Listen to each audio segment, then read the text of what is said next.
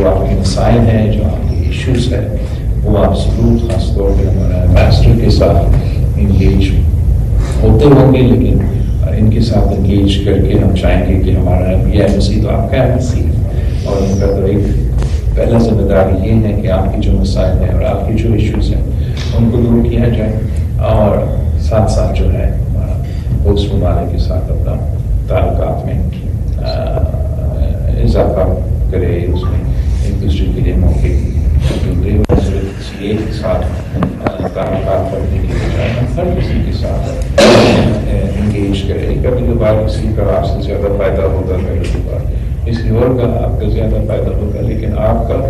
اگر مسلسل انگیجمنٹ ہو, آپ اپنا کریڈیبلٹی اسٹیبلش کر سکتے ہیں, تو اس میں بہت فائدہ ہوتا ہے. اور جب آپ معاشرے دیکھتے ہیں, اکنامک ایسپیکٹ سے دیکھتے ہیں, اور ایک دوسرے کے جو سٹیزنس ہیں